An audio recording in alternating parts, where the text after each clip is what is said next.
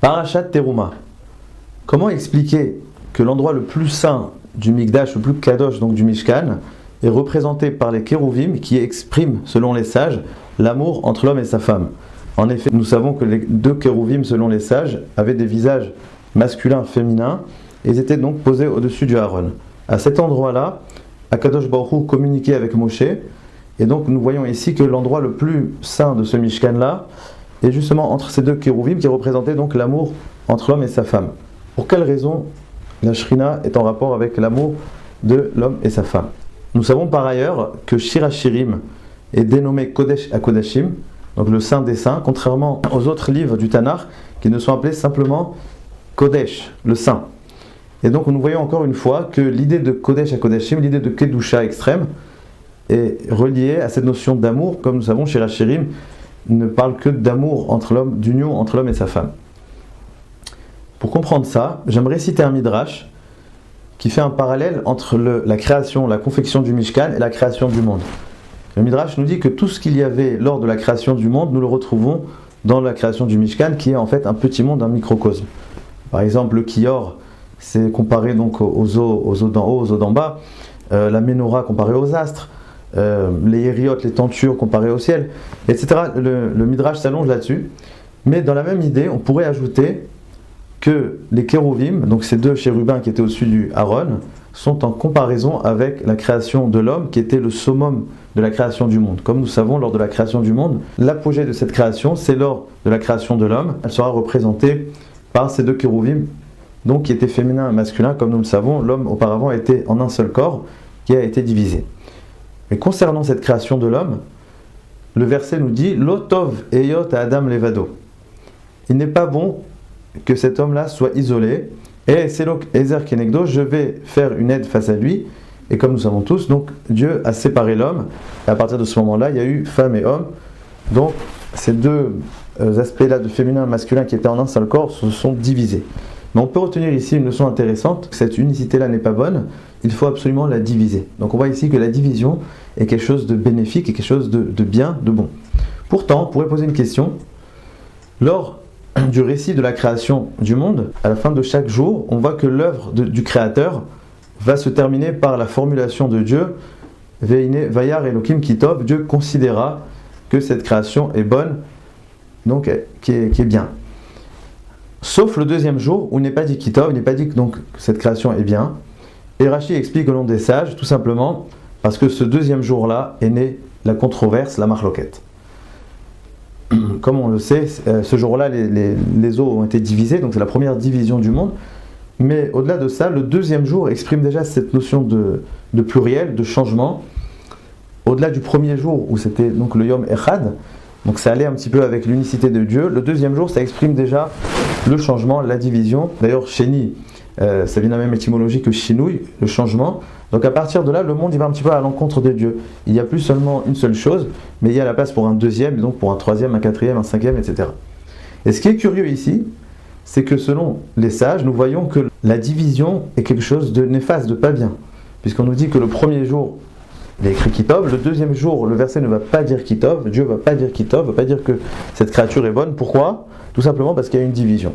Donc en fait, il faudrait choisir. Lorsqu'on parle de la création de l'homme, il est dit que la division est bonne, et au contraire, le fait qu'il était en un seul corps n'était pas bien pour lui. Et lorsqu'on parle de toutes les créatures, on dit exactement le contraire, que la division n'est absolument pas bonne, et c'est pour la raison pour laquelle il n'est pas dit Kitov. Alors comment concilier ces deux choses-là? Pour répondre, j'aimerais poser une autre question. Lorsqu'on arrive à la fin de la création du monde, il est dit Vayar Veine Tov Meod. Donc Tov Meod, littéralement très bien, très bon, peut-être éminemment bien. Et la question, c'est que ça a été dit à la fin de la création, donc ça comprend également le deuxième jour. Pourtant, les sages nous ont dit que le deuxième jour, on ne peut pas parler de Tov. Donc comment à la fin on va parler de Tov Meod sur l'ensemble de la Bria? Mais plus que cela, on pourrait s'interroger, pourquoi dire Meod? Pourtant, le terme Tov, bon, est largement suffisant lorsqu'il sort de la bouche de Dieu. Pourquoi utiliser un superlatif comme si le terme Tov ne serait pas suffisant? On pourrait répondre que ce qui fait la différence entre Tov et Tov Meod, eh bien c'est la naissance de l'homme, c'est la création de l'homme. D'ailleurs, si vous regardez les lettres Meod, sont les lettres aussi de Adam, de l'homme. Parce qu'avant l'homme, le monde, comme on a dit, était que de division. À partir du deuxième jour, Yom Sheni, sur lequel n'a pas été dit Kitov, la controverse est née à ce moment-là. Et comme on le sait, à partir de ce moment-là, tout va se diviser. Le monde, il va en fait qu'en se divisant. On voit déjà dans la Briat HaOlam, le troisième jour, le tronc, les branches vont se séparer du fruit. Le quatrième jour, les astres, le soleil et la lune vont se disputer. Et lorsque nous voyons, tout se divise, tout se dispute. Jusqu'aujourd'hui, il n'y a pas une chose qui n'a pas deux aspects. La gauche, la droite, le chesed, le din, que ce soit au niveau des religions. Même chez le juif, d'ailleurs, on parle d'Ashkenaz Sfarad. Et même chez le Sfarad, tout se divise, tout se divise. Politiquement parlant, à tous les niveaux, le monde n'est fait que de division. Qu'est-ce qui va réunir ce monde? Qu'est-ce qui va fédérer, qui va réconcilier ce monde? Eh bien, c'est l'homme. Le travail, la mission qui est donnée à l'homme, c'est justement à la fin de cette création qui va un petit peu à l'envers de Dieu, puisque Dieu qui était un, il s'est restreint pour laisser la place à ces créatures qui vont faire que se diviser, qui vont se séparer, qui vont n'avoir aucun lien entre eux. Eh bien, l'homme, il va venir, il va les rassembler. Il va les réconcilier, il va donner un sens, il va créer une harmonie dans ce monde. À partir de cela, on peut comprendre pourquoi si le deuxième jour, on ne pouvait pas dire Tov, à la fin de la création, on va parler de Tov Méod.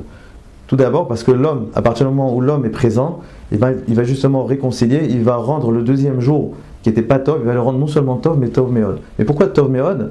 Méod, il y a quelque chose de plus large, c'est que non seulement chaque créature est bonne, mais il y a quelque chose qui dépasse, c'est justement l'harmonie entre toutes ces créatures. Toutes ces créatures, une fois qu'elles vont former un seul tableau, eh bien on peut parler ici de quelque chose qui dépasse Tov, c'est Tov Méod. C'est donc la naissance de ce tableau qui est l'harmonie que l'homme va créer entre la création du monde. Qu'est-ce qui va donner la capacité à l'homme de réconcilier toutes ces créatures? Comment l'homme va comprendre, va intégrer que sa mission dans le monde, c'est justement de créer cette harmonie-là de toutes les créatures? Je pense que la réponse, c'est le mariage. On a posé la question, pourquoi la division de l'homme est quelque chose de positif, de bénéfique? Eh bien tout simplement parce que l'homme, il a exactement l'action contraire de Briat HaOlam. C'est que l'homme, qui à l'origine était un petit peu à l'image de Dieu, il va se diviser justement pour créer lui-même cette union-là. C'est ça l'idée du mariage. À travers le mariage, l'homme il va comprendre qu'il y a quelque chose qui dépasse la séparation physique. S'il est capable de réunir deux êtres qui sont totalement contraires, donc le féminin et le masculin, eh bien c'est que forcément il y a quelque chose à l'origine qui nous réunit. Donc le mariage, c'est ce qui va inviter l'homme à comprendre qu'on est capable de se réunir, de s'unir. Et si l'homme et sa femme, qui sont deux êtres opposés, vont être capables de s'unir, eh bien il va comprendre qu'au-delà de ça, il devrait être capable d'unir l'ensemble de la Briat HaOlam, l'ensemble des idées, l'ensemble des Umot, pour créer Goy Echad Ba'aretz. À quel moment l'homme il est arrivé à accomplir sa mission? Eh bien je pense que la réponse elle se trouve dans notre paracha, c'est la création du Mishkan. Comme nous avons dit, le Mishkan c'est un petit monde. Si on regarde bien, l'homme il va prendre tous les matériaux, le bois, le cuivre, l'or, l'argent, toutes sortes de couleurs, on retrouve absolument toutes les couleurs dans le Mishkan, toutes sortes d'images, d'animaux, etc. Il va prendre toutes les forces, toutes les énergies, tous les matériaux qu'il y a sur cette terre, et il va former un seul monde, un petit monde, un nouveau monde, version de l'homme. Comme nous dit le Maharal, le Mishkan c'est un petit peu l'action inverse de la création du monde.